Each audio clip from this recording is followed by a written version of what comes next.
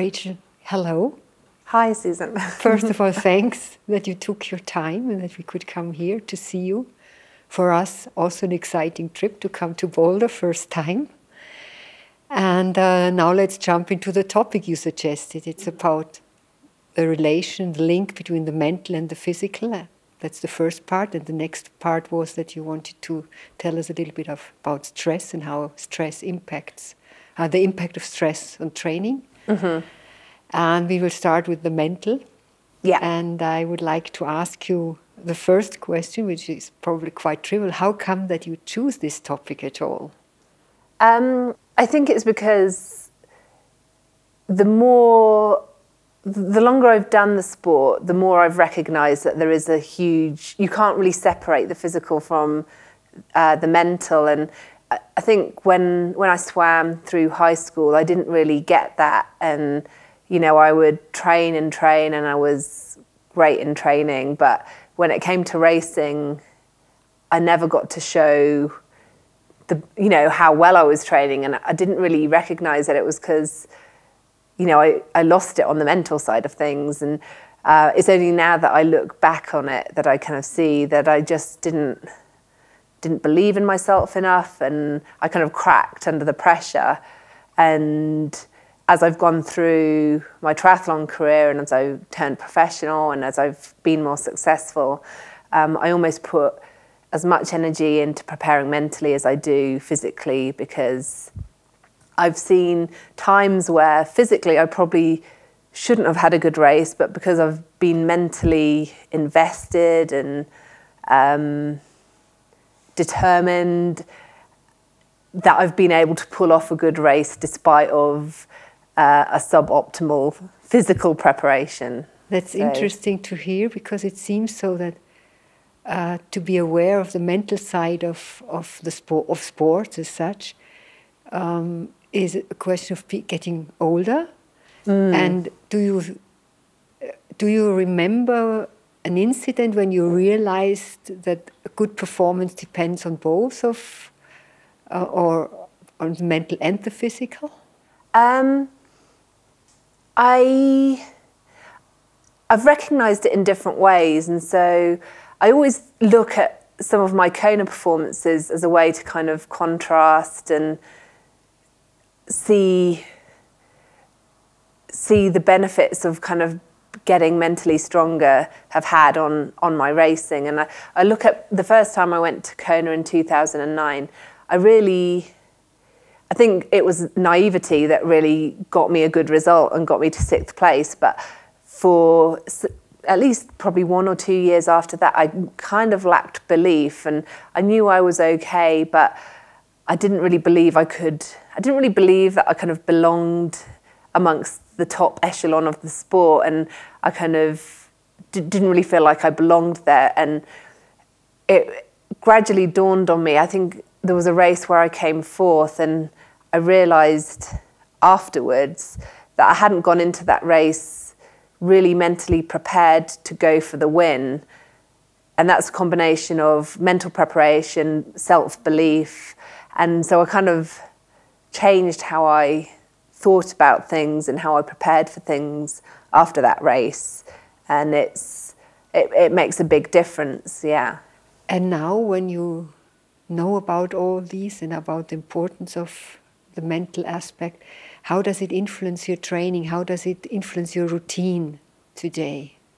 Training isn't just about physically preparing for a race. It's about training your mind as well, because there are times when I look at my training schedule and there's a session and I just wonder how on earth I'm going to get through it, because my legs are tired and I'm tired, and I kind of practice strategies in those sessions to mentally commit to it. And it's funny how that if you mentally commit to something, then the physical follows. You know, the great days, the days where training feels easy is when the physical leads. The more difficult days are where you have to kind of push your body through something, even if you don't think it really feels like it. How do you differentiate between mental and motivation? It's hard. This is like the constant puzzle because I think generally you kind of have to, I mean, motivation is part of the mental side of things, but for me, motivation is almost more of an indicator of, my motivation is generally good, and it's only when I'm probably overreaching, I'm overtired, that my motivation will start to kind of decrease, and it'll be harder to find the motivation. But some days it's harder than others, and that's when you know, I kind of talk to myself and have to kind of pep myself up to get through a session.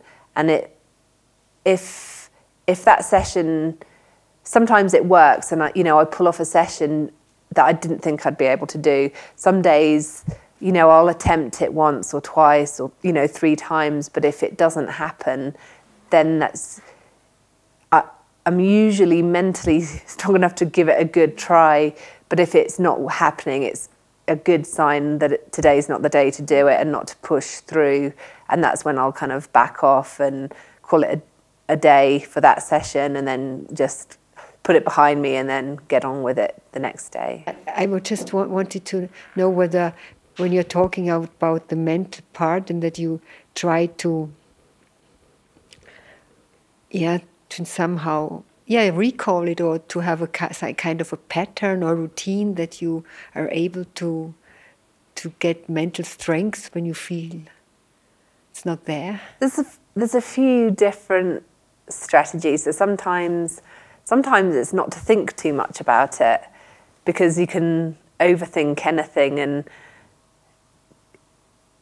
that sometimes you can kind of persuade yourself out of being able to do something. So sometimes I'll just literally kind of go out and I'll warm up and I won't even think, and I'll just go. Other times I need to sometimes I think about sessions where I've not felt good at the start but pulled off a good session. Sometimes it's just kind of this internal dialogue of like, okay, yes, you're tired, but you can do this. You just need to switch off and go. Is it more effective, the mental training, when you are in these kind of physically weaker conditions, that you can train your mental part?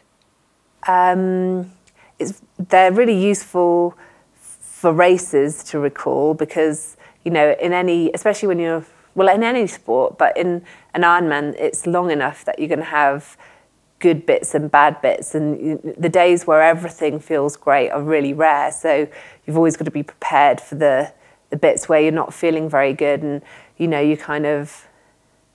you remember the days where training you've not felt good, but you've still managed to pull off a good session.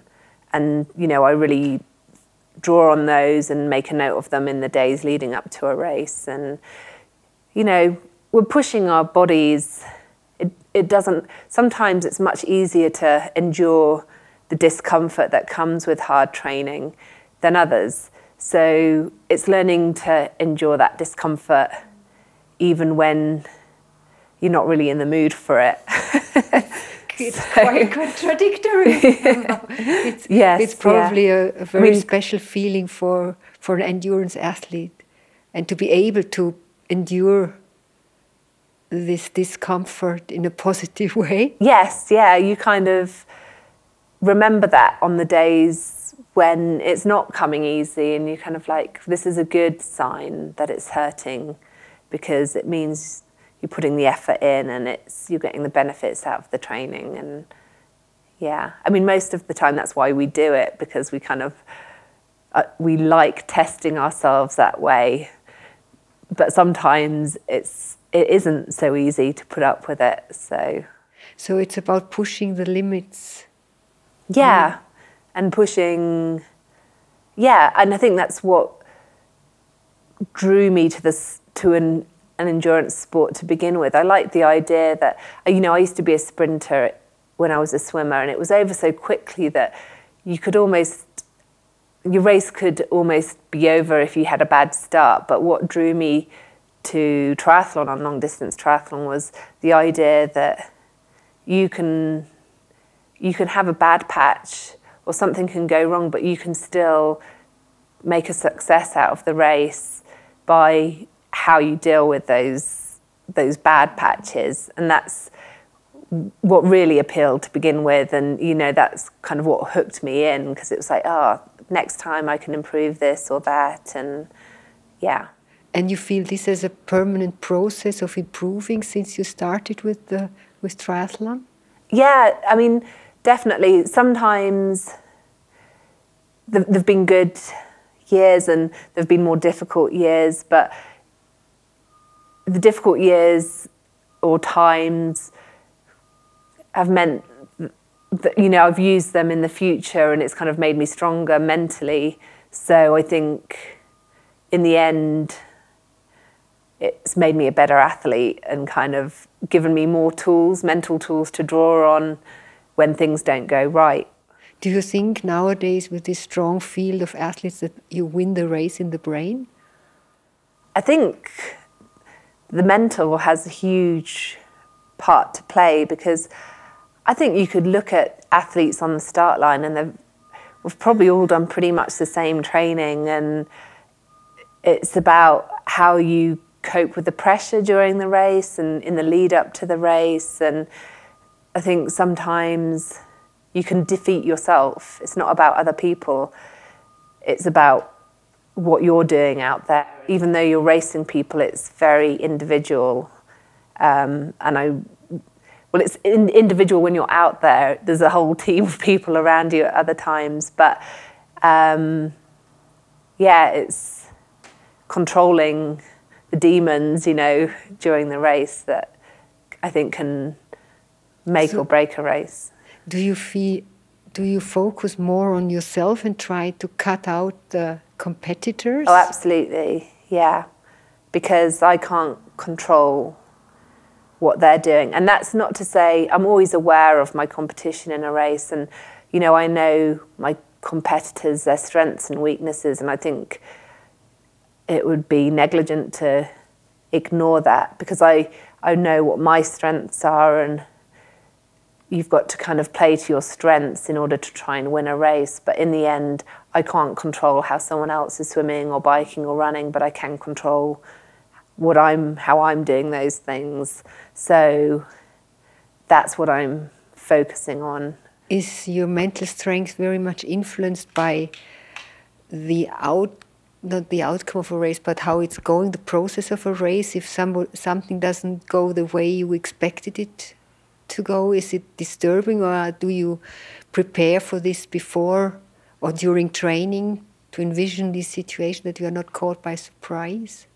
Yeah, and I think I am mostly process driven, and I have ambitions in the sport. You know, I want to win Kona, so I think about that. But to get there, I have to focus on the process, so I don't just think about that. My ambitions and goals are a big motivator, but process is what I really focus on. And you know, things don't always go well in training, so that's why you can't, if you've got a puncture in training, it's tempting to be really frustrated and just think, I'll sack it, I'm done with this session. But you have to use that as, you know, things go wrong in a race and it's about how you bounce back from them. So you use those, you can't just give up on a session in training. You have to keep going, because things do happen in a race. And I spend, you know, probably 3 days out from a race. I'll kind of sit down and I'll think of what I want to happen, but what could happen, what I will do in that situation, because then it gives me a big sense of comfort, because I think, well, I know what I'll do in quite a few different situations, so you're not caught. Well, I feel like I won't be caught off guard if they do happen. And what do you do not to overthink it, or to stay with the flow, let's say, that you're not over-analyzing things and block yourself before a race? Yeah, no, I break it down to a pretty simplistic thing. You know, I like to do this I like to think about what could happen 3 days before, because then I just don't think about it again in the rest of the build-up, and it all becomes pretty simple in the days leading up to the race. You know, I just have to go as hard as I can, and that's quite easy. So I don't think about much else after that point. And now a different question. You have been studying, and studying needs also mental strength. How do you see the difference when you look back on your mental challenges now and back then? They're really different, because, you know, I kind of look forward to, I love racing and competing, but it takes a lot of mental energy, so there isn't much energy left to kind of do that kind of academic study that I used to do. But it's a very different discipline, really. It's kind of, I guess it feels much more applied now, and it's less academic. If you see, you know, it's a different way of thinking. So, yeah, I'm not sure whether I'd be better at studying or worse at studying after this. So it doesn't nurture both sides. Did it help you to be focused or to concentrate? Having studied? Yeah. I think studying law and working in a law firm probably helped in other ways. I think it was probably a way of thinking. It kind of trained me on how to think about things. A lot of the process-driven, the way I'm thinking about process. And, you know, I can compare my career in law to some of the things that I do now, because you work on a project. Things never go from A to Z the way they're supposed to. There are always hiccups, and it's about how you deal with them so that you still make the deadline in work. And really preparing for a race is similar. So yeah, I think it kind of helped that it's always like, oh, I've hit an obstacle, and I don't stop and stand still. I think, okay, how do I get around it? Which is what work was all about, kind of. Solution-driven. Yes, yeah. Because especially with clients in law, they don't want to hear about the problem. They want to hear about the solution. So, yeah. And do you have experiences where you can say you allocate them either to your physical abilities or your mental abilities, or it always goes together? I think it's hard to separate the two, because I'm sure there's lots of people out there with far more talent than me. But if you don't, because the two are so linked, you can have the capacity to do something, but if your mind's not committed to using that capacity, then you'll never use it to its maximum. So I can't really separate the two. I'm not sure how much of it is, you know, inherited endurance and strength from my parents, and how much I got dogged determination and persistence from them. It's interesting. I mean, it's interesting that almost everybody I talk with says it's not possible to separate, to say this is mental and this is physical. On the other hand, we always talk about the physical and the mental instead of seeing it as a whole emergence of some harmony. Yes, going together at a certain moment of time. Yeah, I think it is. You can't separate them. It's because you only have to look at, you know, if you're stressed about something or in other parts of your life, then you can't perform the way you're used to, and you don't know how much of that is because of how much the stress is taken out of you physically, or because mentally you don't have that energy to put into getting the maximum out of yourself. You have been saying there are probably more talented guys out there, even though they don't are that successful. But because this is a sentence I hear quite often as well. Mm-hmm. And I'm always wondering what you are considering a talented athlete compared to yourself, because I think you have been very consistent since you are in triathlon, not giving this impression that you are not talented. So how do you see talent in this respect? I mean, I don't know. There's so many questions about, does talent even exist? It's more about time that you put into something, and so it's just interesting because there's these terms, you know, like that you talent and mental and physical, yeah. And I'm just asking myself, is it a question of our Western mindset that is imposing these terms on us that are more hindering ourselves in progressing instead of helping, if we put these divisions or differentiations into things? But and talent is one of those.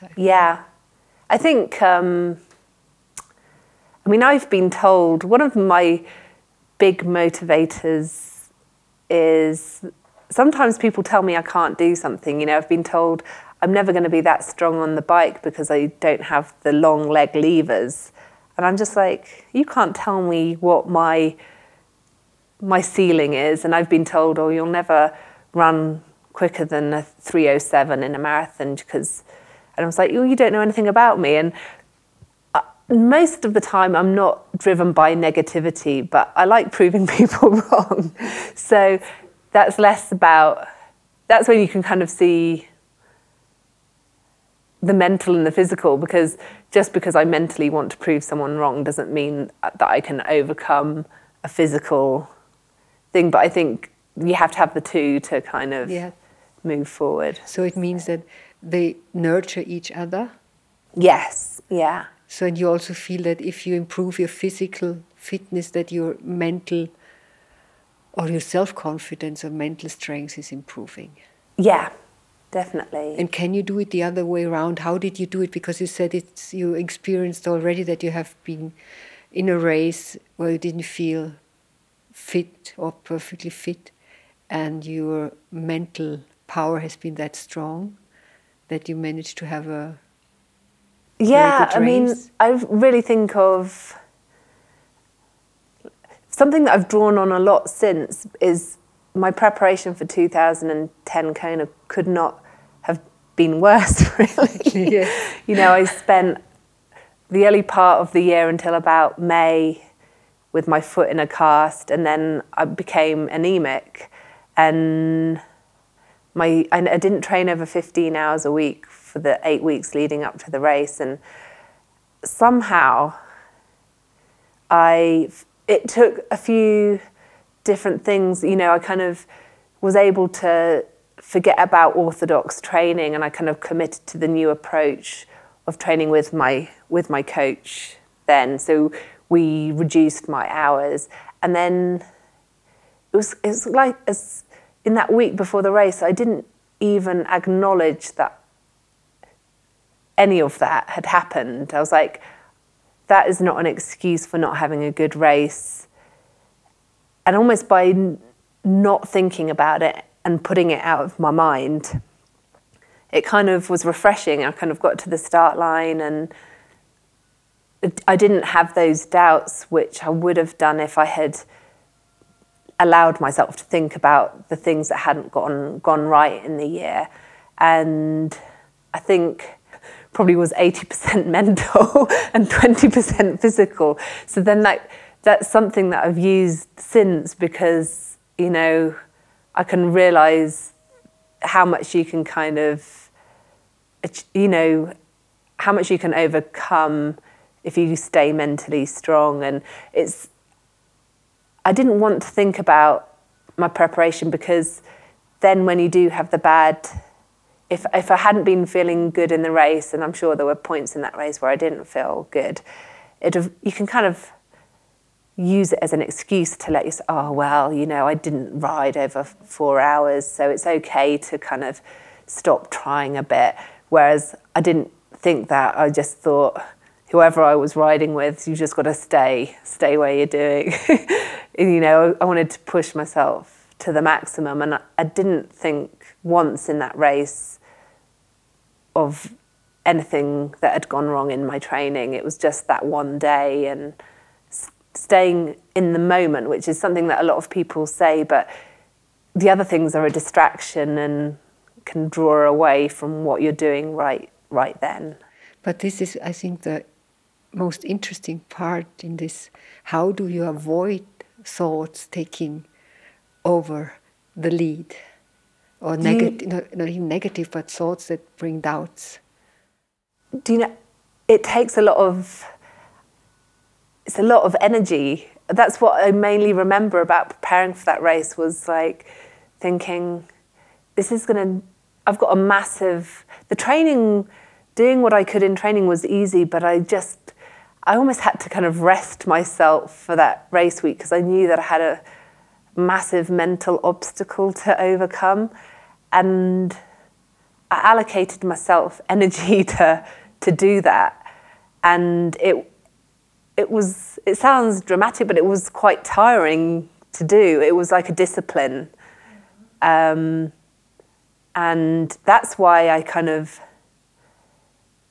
know now, if I have something doesn't go right, I know it's the physical bit's almost easy. You know, if you have an injury, you can do the rehab, but it's keeping your head in the game. That's the hard. That's the hard bit. Because it's far less feasible. Yes, yeah, and it's the mind's very powerful, and the doubting voices in your head are really powerful. So you have to kind of, it's almost like you're getting ready to do battle with them, and you're like pumping your positive side up to beat them down when they want to come out. Do you have tricks to do that? Or hooks? I don't know what to say. I think going into a race, I just try and have positive things to say. And that's not to say, it sounds like I was just really strong the whole way into that preparation in 2010, but I wasn't. And I was really upset at points, and part of me wanted to kind of give up on going to Kona. But I think it was because I knew how difficult it was going to be to go there and try and have a good race. So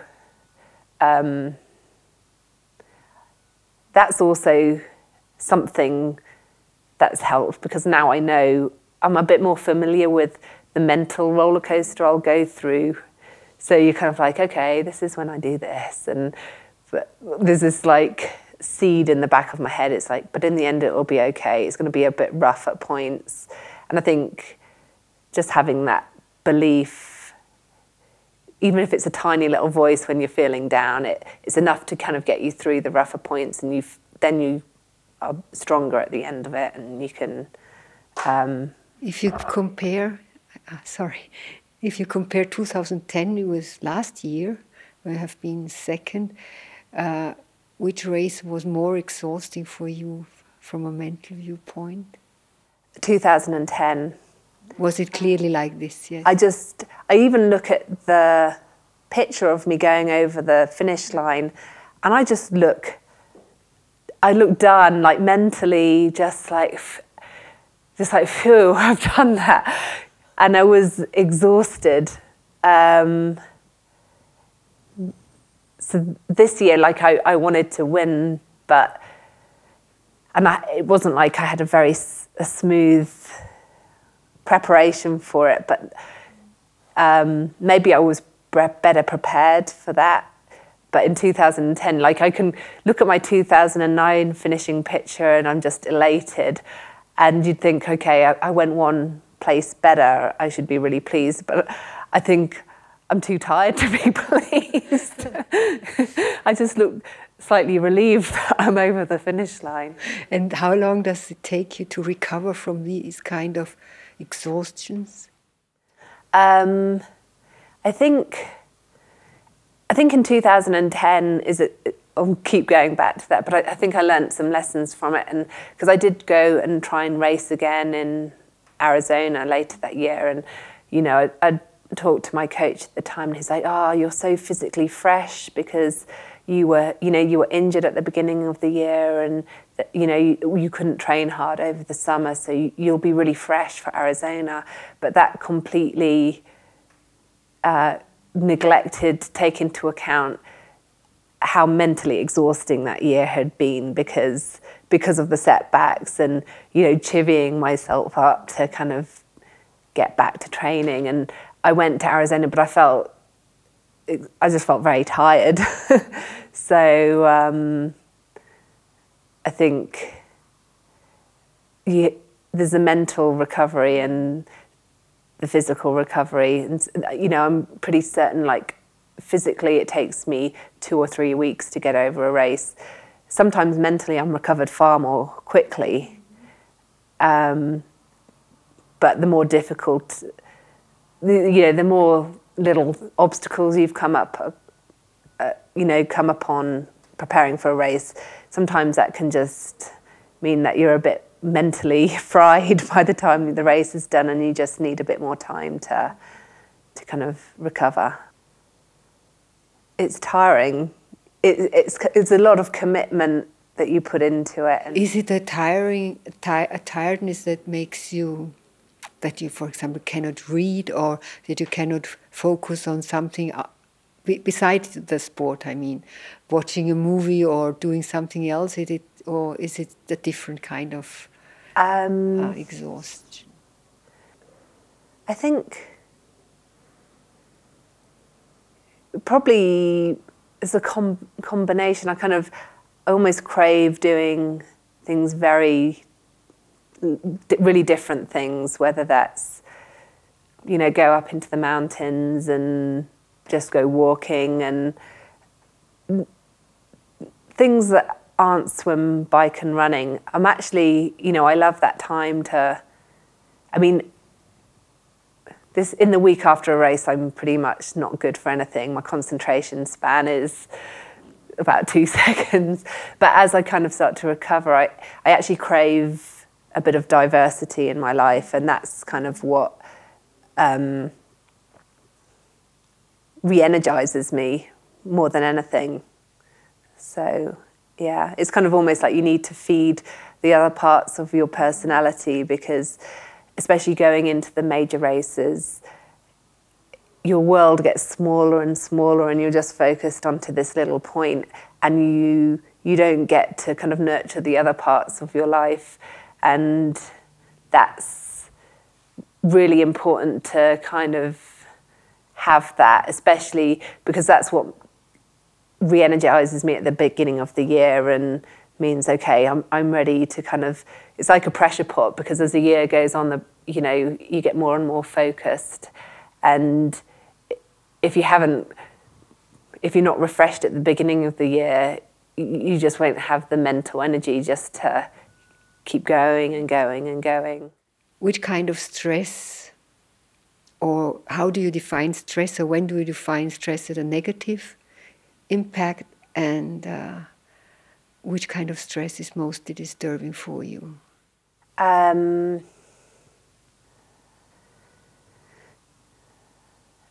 Probably physical stress is almost a bit easier to recognize and handle, because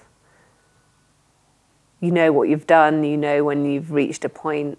You don't always know, but eventually you recognize when it's time to pull back. But mental stress is harder, because it's not necessarily something you're in control of. Things happen around you, and you're human, so they stress you out. And is it people mainly? No, events, like things that happen to friends or family, and you have to acknowledge that they impact on what you're doing physically as well. I know that a weakness I have got is that sometimes I can't switch off. So if I'm worried about something, I worry, even though there's nothing I can do about it. I rethink it, and that creates a stress that I could probably avoid. But it's kind of part of my personality. If you are in the prep shortly before the race, do you try to step aside and try to avoid? Do you try to avoid communication, or because this can be very tiring, very stressful? Do you withdraw, try to find your own rhythm? Yeah, definitely. Before a race, I've become quite insular. You know, I've learned that, you know, talking with my boyfriend Brett, you know, he knows that I'm an introvert. Even though I love being around people, the way I gather my energy before a race is mostly being on my own and being in the quiet, which he hates because he hates silence. So he would like music, but there are earphones for that. But I definitely withdraw, and you know, there's a kind of a close-knit circle of people that kind of I'll be around in that time. Because you were mentioning that there are different types of athletes that try to put themselves in a certain situation. Some, as you said, race because they're angry, they have their competitive things. And how would you, what kind of a personality are you to motivate you and you really kick you off for a race? Anger, I don't think would work for me. I prefer to race happy, and that's, I think, they're the races where I've done best. So, yeah, I think the way I kind of reach a start line kind of feeling calm and relaxed and kind of content, confident is by withdrawing from the external. You know, I'm not someone that wants to enter into, you know, banter, you know, kind of with my competition. You know, I don't mind seeing them and, you know, I get on very well with them, but I'm not going to start having smack talk with them or anything. Yeah. You know, I'm just going to be focusing on myself. But you're not the kind of person who does this kind of pre-race warfare. No. You know, I have what I'm thinking about in my head, but I don't really share it with many people. Did it disturb you when Chrissy last year said Rachel is going to win this race? I didn't hear that, which is indicative of the fact that I kind of shut things down in the days before the race. I just wanted to ask you, how do you decide how much you take, at what time you take it? The regular. Yeah. So I generally will take one chewy a day, but I up my dosage when I'm traveling. So I was in Guatemala a week ago, and I took a lot with me because it was more for the travel, and then also it was a really rewarding and great trip, but also a tiring trip because there was so much to see, so many new people to meet. So I was probably taking 3 a day, and not just while I was there, but for the week when I got back as well. Just as kind of almost sometimes tiring, you know, weekends don't manifest themselves until a little bit after the event. So exactly. Does it give you a kind of a security belt, taking it? Yeah, it definitely does. Yeah, it kind of, I don't know, I've read, more and more about it, and I just think the more that you can kind of try and keep the balance when other stresses are kind of impacting you, the better. So taking the Biestmilch is one way to kind of maintain that balance. You know, sometimes you can't always sleep as much as you want to, so it is a reassurance. And do you have any advice how to take the boosters? They've kind of revolutionized my race nutrition, especially for an Ironman, because I used to rely on caffeine, and that did not agree with me at all. And now I just find that I take half before the race, and then I take half partway through the bike and another half just before I get off the bike. And it is a much more sustained energy rather than the, you know, sometimes if I started taking caffeine too early, you have a real spike and you might even ride a bit too hard, but you're still kind of in touch with how you're actually feeling, but better, but it's a more sustained approach. It's always interesting for me to hear about the caffeine also. Did you feel caffeine also irritating your stomach occasionally? Yeah, if I start taking it too early, it just wreaks havoc. Do you use a booster during training, long bike rides or like? Yeah, mainly, like not so much at this time of the year, but when I'm getting into much longer days, you know, like a big brick day, it's perfect. Or for a long ride where I'm going to need to do efforts later on in the session, you know, I'll have one kind of halfway through. Rachel, thank you very much. I think it was not, I hope it was not the last time that we have interesting topics like this. No, there's plenty out there. So, see you soon again. Thank you. Thanks a lot and good luck for the season. Thanks.